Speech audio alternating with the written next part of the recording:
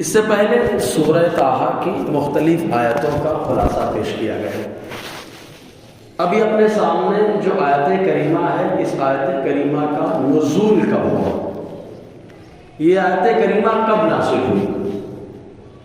تو اس سلسلے میں ایک صحابی ہیں جن کا نام ابو رافع رضی اللہ تعالی عنہ یہ بیان فرماتے ہیں کہ ایک بار حضور صلی اللہ علیہ وسلم کی بارگاہ میں کچھ مہمان آئے اور آقا علیہ السلام کی مہمان نوازی، سبحان اللہ، آسمان خواں، زمین خواں، زمانہ مہمان۔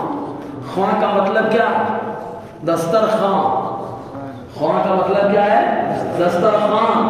تو حضرت امام حمزہ خان فرماتے کیا؟ آسمان خواں، زمین خواں، زمانہ مہمان۔ صاحب خانہ لقب کس کا ہے؟ تیرا تیرا۔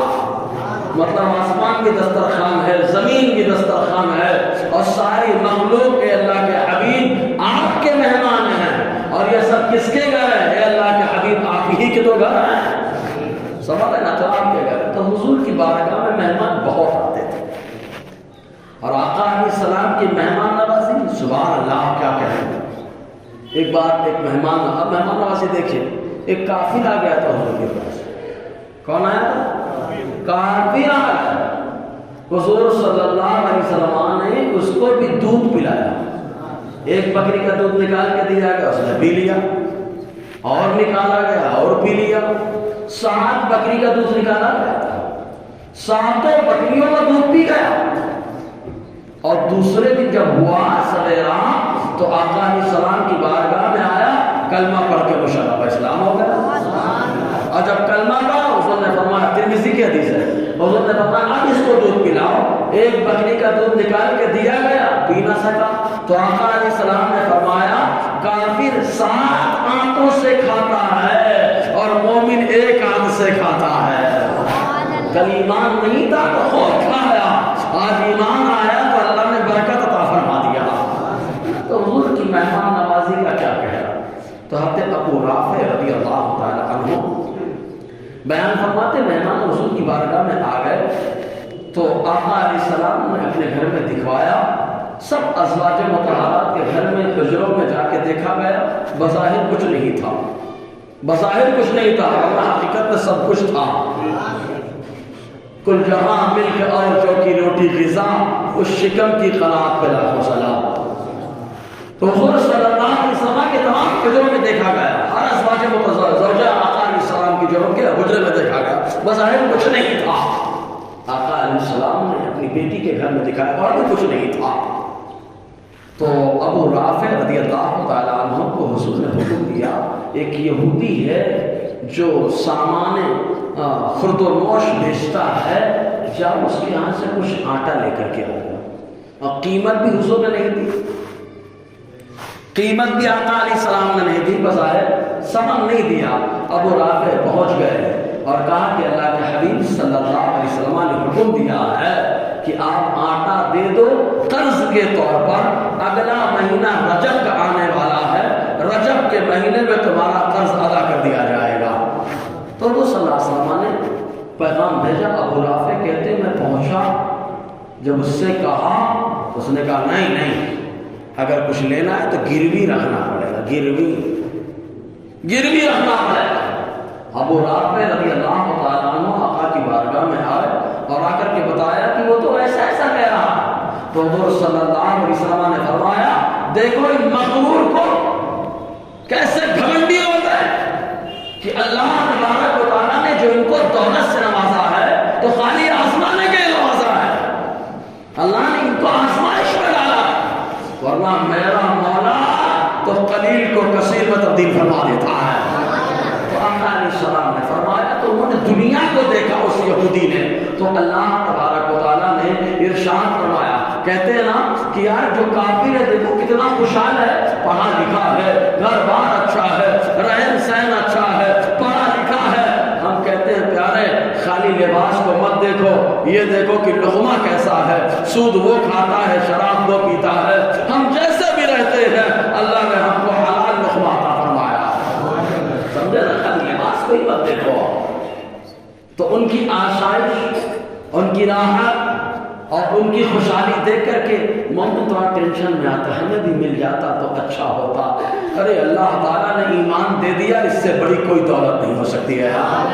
ان کے پاس سب کچھ ہے لیکن ایمان نہیں ہے، ہمارے پاس اگرچہ کچھ نہیں ہے لیکن سب سے بڑی دولت اللہ نے ایمان عطا فرما دیا۔ اس کا احساس ہم مسلمان کے گھر میں پیدا تو اس لیے نہیں ہوتا۔ صحابہ کرام جو ایمان لا رہے ہیں ان سے پوچھو کہ کتنا زبردست جو ہے ایمان لانے کے بعد مقابلہ کرنا پڑا، حالات کا سامنا کرنا پڑا، پھر بھی سب کچھ چھوڑنا گوارا ہے لیکن ایمان چھوڑا گوارا نہیں ہے۔ کس کو نہیں مارا گیا اسلام لانے پر؟ ابو بکر کو مارا گیا اسلام لانے پر، اتنا مارا گیا کہ ابو بکر بے ہوش ہو گئے۔ حضرت بلال کو مارا گیا، حضرت عثمان غنی کا چاچا حضرت عثمان غنی پہ ظلم کرتا تھا۔ سلمان فارسی دیکھو قید و بند کی صعوبتیں برداشت کر کے آ رہے ہیں، ایمان لا رہے ہیں، الگ الگ مقامات پہ کسی کو شہید کیا جا رہا۔ ارے آقا علیہ السلام جو ایمان کی جان ہے اصول پہ اجڑی ڈالی جا رہی ہے۔ تو سب سے بڑی نعمت ہے ایمان، اور ایمان چھوڑانے کے لیے شیطان پوری کوشش کرتا ہے، اور ایمان پر وہی ثابت قدم رہتا ہے جس پر اللہ کا خاص فضل و کرم ہوتا ہے۔ سب کچھ ہے ان کے پاس لیکن ایمان نہیں ہے ان کے پاس، ہمارے پاس کچھ نہیں ہے لیکن سب سے بڑی دولت اللہ نے ایمان عطا فرما دیا۔ سب سے بڑی دولت ایمان ہے، ایمان سے بڑی کوئی دولت نہیں۔ یہی وجہ ہے ان کا سب کچھ دنیا تک ہے، آخرت میں کچھ نہیں ہے۔ ہمارے پاس ایمان ہے اگرچہ بظاہر کچھ نہیں ہے، آخرت میں ہمیشہ رہنا سب کچھ ایمان والوں کے لیے ہی ہے، سب کچھ ایمان والوں۔ حضور صلی اللہ علیہ وسلم نے کیا ارشاد فرمایا، ایک چیز اور بتایا، پھر بولیں گے حضرت ہم لوگ بھی تو کھا کما رہے ہیں، کچھ لوگ تو بہت کر رہے ہیں۔ دیکھو مال اللہ تعالیٰ دو طرح سے دیتا ہے، مال ابو جہل کے پاس بھی بہت تھا، مال ابو بکر کے پاس بھی بہت تھا۔ ابو جہل خرچ کر رہا ہے اسلام کے خلاف، ابو بکر خرچ کر رہے ہیں اسلام کو پروان چڑھانے کے لیے، سمجھے نا۔ دوسرے کافروں کے پاس مال بہت تھا، عثمان غنی کے پاس بھی مال بہت ہے، سمجھنا ہے۔ بتانا مقصد ہے کہ مال اللہ تبارک و تعالیٰ کبھی دے کے آزماتا ہے، کبھی لے کے آزماتا ہے۔ دیا بھی جاتا ہے تو آزمانے کے لیے، لیا بھی جاتا ہے تو آزمانے کے لیے، اور آزمانا بھی اس سے جاتا ہے جس کے پاس ایمان ہوتا ہے۔ اللہ ایمان والوں کو آزماتا ہے۔ اسی لیے حضور صلی اللہ علیہ وسلم نے کیا فرمایا، دنیا مومن کے لیے کیا ہے، زور سے بولے کیا ہے، قید خانہ ہے، اور کافر کے لیے اے بابا جنت میں تو حور قصور سب کچھ ہے نا، ان کے لیے سب کچھ یہی ہے نا، سارے محلات یہی ہے نا، ساری حکومتیں یہی ہے نا، یہاں کی حکومت ان کے پاس بظاہر ہے لیکن جنت میں حکومت نوجوانان جنت جو سردار ہیں حسنین کریمین کے پاس ہے۔ اللہ تعالیٰ نے دے دیا۔ ایک روایت میں ابو بکر عمر کے پاس بھی جو بزرگ ہوں گے ان کی سرداری ہوگی، حسنین کریمین کے پاس نوجوانوں کی سرداری ہوگی، سمجھنا ہے۔ تو بظاہر ان کے پاس دنیا قید خانہ ہے۔ اب ایک بات بتائیے، قید خانہ جب مومن کے لیے ہے تو مومن جب دنیا سے جائے گا تو قید خانے سے آزاد ہوگا؟ جس کو جیل سے بیل مل جائے وہ خوش ہوتا ہے کہ ناراض ہوتا ہے؟ خوش ہوتا ہے، بڑا خوش ہوتا ہے، بڑا خوش ہوتا ہے کہ قید سے آزادی ملی، چھٹکارا ملا۔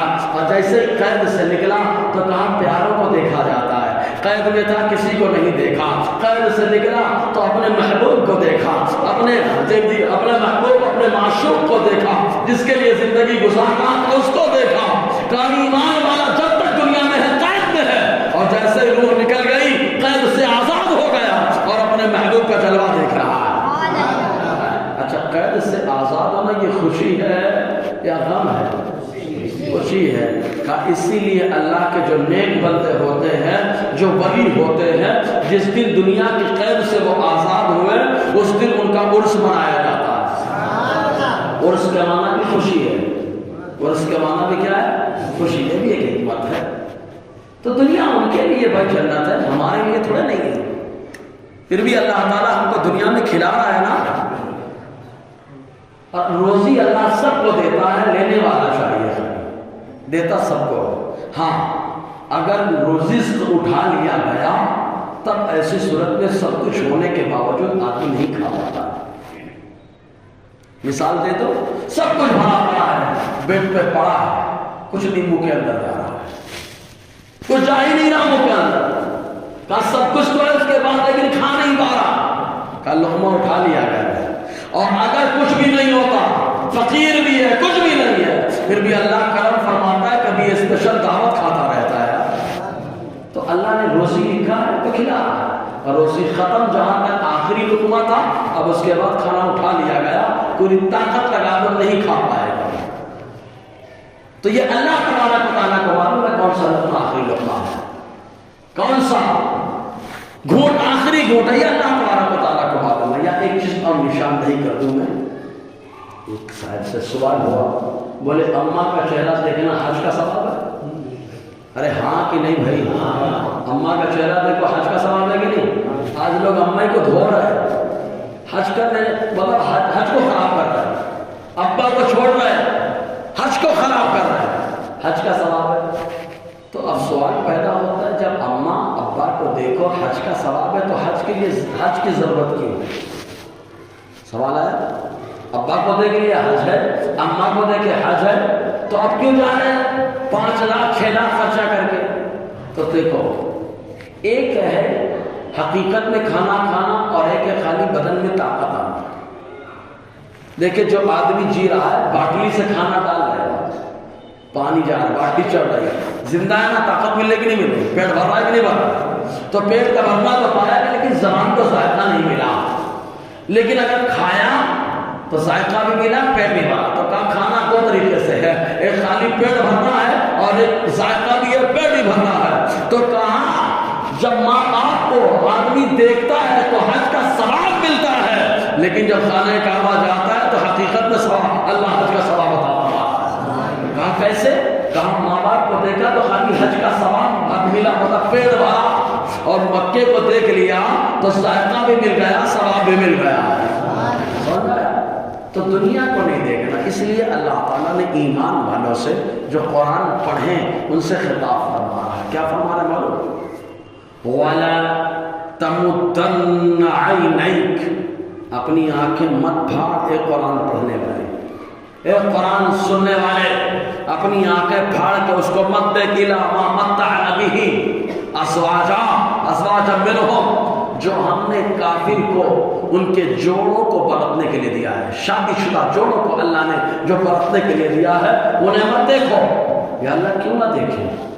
ہر جگہ تو تیرا کیا نظر آتا ہے، ارے یہ تو ہماری ایمان میں اضافہ کر رہا ہے کہ وہ نالائق کفر و شرک کرتا ہے، پھر بھی میرا اللہ اس کو کھانے کو دے رہا ہے، تو جب اس کو دے سکتا ہے ہم تو ایمان رکھتے ہیں یار، ہم تو ایمان والے ہیں، جب نالائق کو مل سکتا ہے تو لائق کو کیوں نہیں ملے گا؟ بس لینے کی طاقت چاہیے بس، تو اللہ نے کیوں دیا؟ فرماتا ہے لِنَفْتِنَهُمْ فِيهِ، تاکہ ہم ان کو فتنے میں ڈالیں، آزمائش میں ڈالیں۔ مکہ کے باشندے یہی تو کہہ رہے تھے، حضور صلی اللہ علیہ وسلم نے جب بتایا آخرت میں ایمان والوں کی یہ شان ہے، یہ مقام ہے، کافروں کو کچھ نہیں ملے گا، تو کافروں نے یہ کہنا شروع کر دیا ارے جب ہم یہاں پہ خوشحال ہیں تو آخرت میں بھی خوشحال رہیں، یہ سب باتیں کرنے لگے۔ جب آدمی کے پاس زیادہ ہوتا ہے، زیادہ تو دماغ پہ چڑھ جاتا ہے، تو گھمنڈ آ جاتا ہے، اسی لیے آقا علیہ السلام نے اس کو دماغ پہ چڑھانے سے منع فرمایا، دماغ پہ نہیں چڑھانا، دل پہ نہیں چڑھانا، کیونکہ جب آدمی کے دماغ پہ دولت چڑھ جاتی ہے تو گھمنڈ بھی آتا ہے، غرور بھی آتا ہے، حسد بھی آتا ہے، اور جب مال کو وہ سمجھتا ہے کہ آزمائش کا ذریعہ ہے تو مال کو کنارے لگا کے اللہ کی رضا تلاش کرتا ہے نا، اللہ کی رضا تلاش کرتا ہے، اللہ کی خوشی تلاش کرتا ہے۔ ایک کہاوت کہی جاتی ہے، پانی میں اگر کشتی چلتی رہے تو کشتی سمندر پار کر جائے گی، صحیح ہے؟ پانی میں چل رہی ہے نا، اچھا پانی اگر کشتی میں آ جائے تو ڈوب جائے گی۔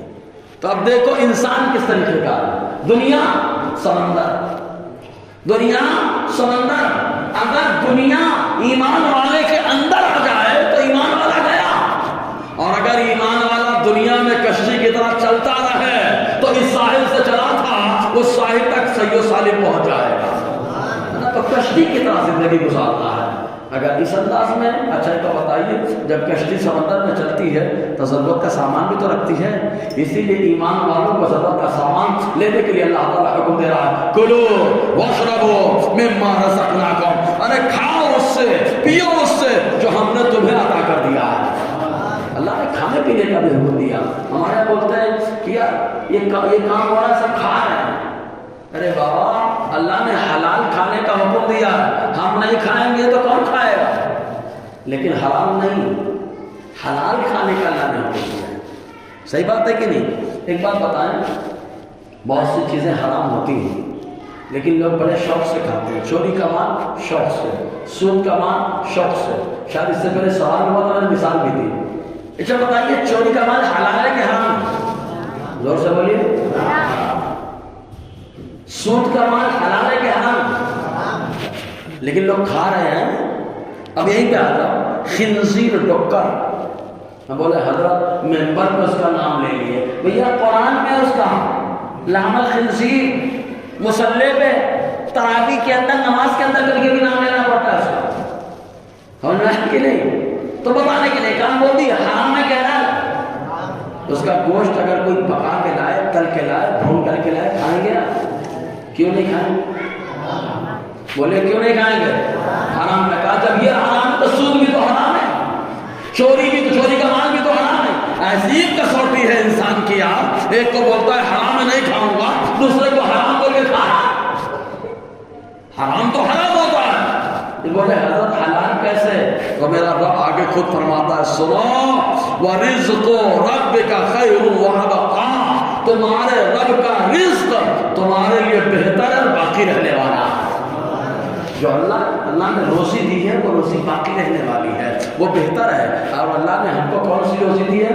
حلال۔ یہ بھی ہمارے نصیب میں اللہ نے کر دیا، ورنہ حلال حرام کی جس کو تمیز نہیں وہ جانور ہے۔ صحیح ہے کہ نہیں؟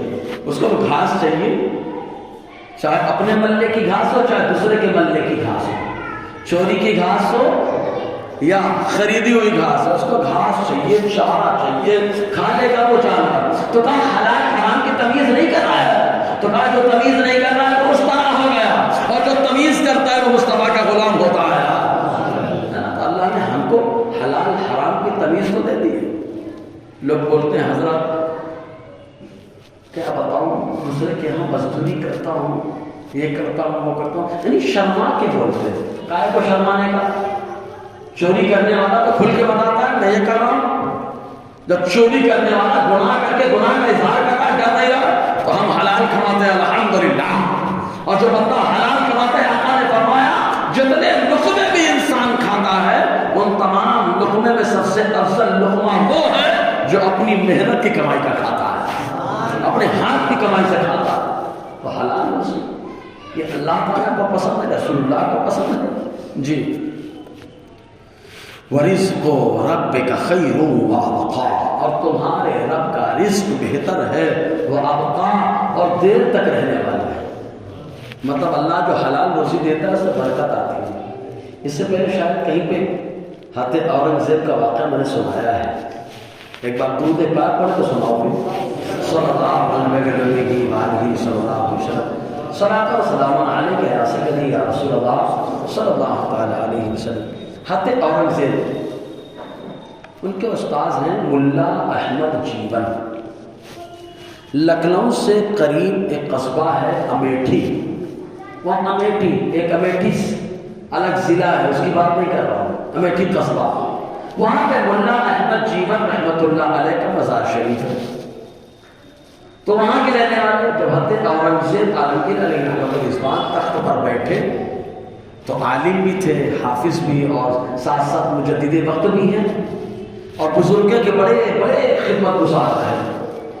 تو آپ نے اپنے استاذ کی بارگاہ میں ایک خط لکھا اور عریضہ پیش کیا کہ حضور آپ تشریف لے آئے دلی رمضان میں، تاکہ مدرسے کی چھٹی ہے، رمضان میں آپ یہاں رہیں، روزہ نماز کریں، تراویح یہیں پہ پڑھیں، اور میں آپ کی خدمت کروں۔ حضرت اورنگزیب عالمگیر علیہ الرحمٰن نے دعوت دے دی، آپ کے استاذ ملا احمد جیون انہوں نے قبول کر لیا، خوشی خوشی دلی تشریف لے گئے۔ رمضان کے مہینے پورا مہینہ روزہ نماز عبادت عید وغیرہ کی، اور جب آنے لگے تو حضرت اورنگزیب نے اپنے استاذ کو نذرانہ دیا، اور نذرانے میں ایک چونی دی۔ کیا دیا؟ چونی دی۔ حضرت ملا احمد جیون چلے گئے 14 سال حضرت اورنگزیب ادھر دکن میں آ گئے، خلدآباد شریف ادھر دکن کے معاملات کو حل کرنے کے لیے یہاں تشریف لائے۔ 14 سال کے بعد جب واپس گئے تو آپ نے فرمایا خراج وصولا جائے، ٹیکس لیا جائے تاکہ رعایا کا یا فلاح و بہبود کا کام کیا جائے، حکومت کو استحکام دیا جائے۔ تو آپ کے وزیر نے کہا حضور جب ٹیکس لیا جائے گا تو کیا آپ کے استاد سے بھی ٹیکس لیا جائے؟ سن کر کے آپ حیران رہ گئے، پوچھا کیا معاملہ؟ کہا آپ کے استاد کروڑ پتی ہو گئے، بہت بڑا کاروبار ہے ان کا، معلوم نہیں کہاں سے پیسہ آیا۔ حضرت اورنگزیب بدگمانی کا شکار نہیں ہوئے، ہم لوگ ہوتے تو ہو جاتے، فٹاک سے ہو جاتے، چوری کیے ہو گئے، یہ دو نمبر لائے ہو گئے، ڈائریکٹ بدگمانی کا شکار۔ عجب انسان کا معاملہ ہے، ڈائریکٹ غلط سوچنے لگتا ہے۔ مومن کا آئینہ ہوتا ہے، اگر ہم نے دوسرے کے بارے میں غلط سوچا اس کا مطلب ہم خود غلط ہیں، ہم غلط ہیں اس لیے دوسرے کے بارے میں غلط سوچ رہے ہیں۔ عربی کی کہاوت ہے المرء یقیس علی نفسہ، انسان اپنے کو دوسرے کو اپنے اوپر قیاس کرتا ہے، جیسا خود ہوتا ہے ویسے ہی سامنے والے کو دیکھتا ہے۔